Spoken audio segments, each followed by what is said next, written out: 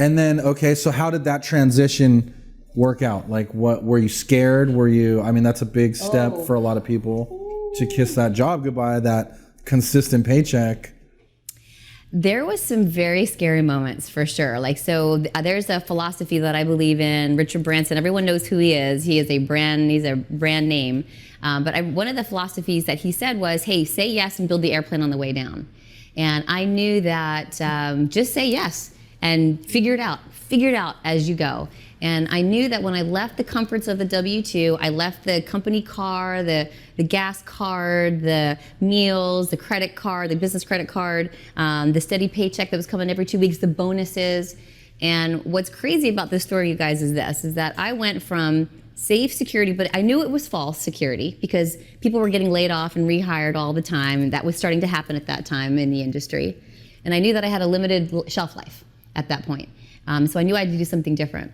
So I invested in some rental properties, started talking to my doctors about it. They got super excited about it. And when, this is the part that was what most people don't recognize and know, is that I was scared to death. I left that position right in the middle of, actually right at the beginning of a divorce with 3 kids under the age of 5. Okay? It's a heavy load. So, and by the way, the company that I went to, they're like, or that we started was, my business partner Clayton said, well, Maureen, we don't have a buyer's list. We don't have a budget. You're pretty much on your own and you've got to do this. We need 10 houses sold in the next 90 days. Can you do it? And I thought, I looked at him with confidence. I'm like, yes, I got this. I got the phone. I'm like, holy, wow, what am I going to do, right? But you build the airplane and you jump and you build the airplane on the way down, and that's what I did. I wound up getting 8 sales, not 10. And then we just caught momentum, and that was, we went from 0 sales to we're over almost 800 doors now, 5 years later, and still growing. But yeah, so I was almost bankrupt. I'm not gonna lie. There was a time where I had, I remember going to Target to buy groceries. And my first credit card, or my debit card, I swiped. I knew there was money in there, and it was like, decline. I was like, that's odd. Okay, embarrassing. Let me get the other card. Slid that one through, decline. And I knew that I had cash in there, and I was like, something's up. So I left without the groceries, back home with the 3 kids, and I went online. I looked at my checking account, and it was a bank levy, or a IRS levy. And I hadn't paid my taxes. And so I thought I paid my taxes because it was on auto debit, and I switched debit cards because one got stolen, and I just didn't update the information.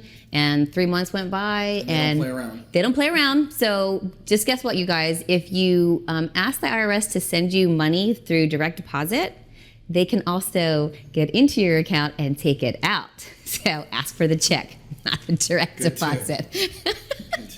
So I did. I had a bank or an IRS levy. They took all the cash, and I had to call my business partner. I'm like, I had $40,000 in credit card debt. I was 3 months behind on my mortgage payments. Because when you're starting a business, it's not cash flowing right away. So I did all that with 3 kids in tow and at the age of 5. And I thought, my plan B was bankruptcy. I'm like, every other book that I read, autobiography about someone that's been very successful, they've declared bankruptcy at some point, right? Because they risked an idea, they tried it, and if it worked, great, and if it didn't work, they learned the lessons and they tried again. And I knew that was the way to be successful, was just to try, and if you didn't make it, you learned the lessons and you moved on to the next thing, and that's pretty much how we built this business. Probably like you building yours. Yeah, I mean, I've been there too. I've totally been there, and I actually want to talk more about that because I think that like having everything on the line and still going is what separates a lot of people from not making it versus the people that do. So like, what got you through that point? Not disappointing my kids. No, I knew that there was going to be a story to tell them one day, and I wanted to look at them in the eye and let them know that no matter what happens to you in life, no matter how many times you get knocked down. No, I'm from Philadelphia, so I watch Rocky Balboa. I'm a huge fan of The Rock, of Rocky. And I think back to probably watching all those movies from the 1970s to present day even. I watched all those times that Rocky got knocked down and he just kept getting back up and fighting. He was a fighter. And that's what I learned to be as a kid, even in my own household. It wasn't just the movies, but it was the household too. And I thought, what a great lesson to teach my kids. Like, I just couldn't look at them in the eye and say, I failed you. I was like, I'm gonna do everything that I can to make sure that you know, no matter what happens to you, because you saw what happened to your mom, you get back up, you dust yourself off, and you just rock it on. I love it. Thank you. Yeah.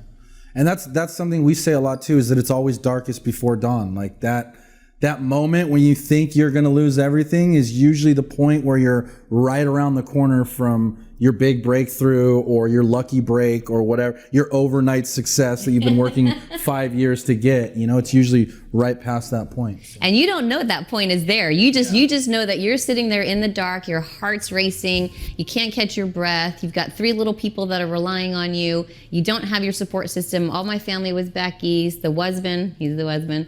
I let him go. He had to go bye-bye.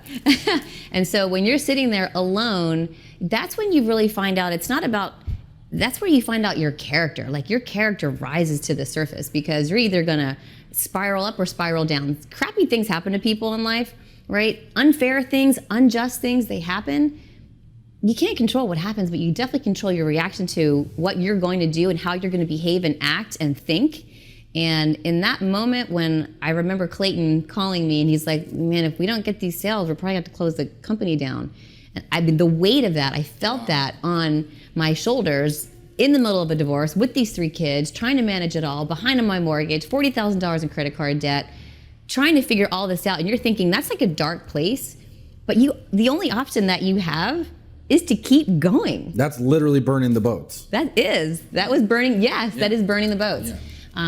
And when you don't have plan B and you have to make plan A work, you're this beautiful cognitive machine up here starts looking for solutions and ways to find your way out of that situation. So I really love that. I really love also residual income, especially the type of residual income that you can do something once for and then earn income forever. Yeah. So I really want to jump into that. Before I do, I want to talk about the beer that we're drinking because I almost forgot to do that.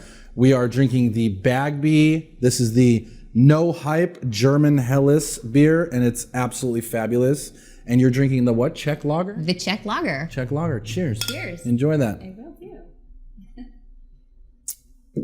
And if you're liking the show, go ahead and hit the like button and don't be afraid to subscribe. And also leave us some comments. Let us know if you have any extra questions. I'm sure Maureen's happy to respond to anything as well. And we'll look forward to hearing what you guys have to say.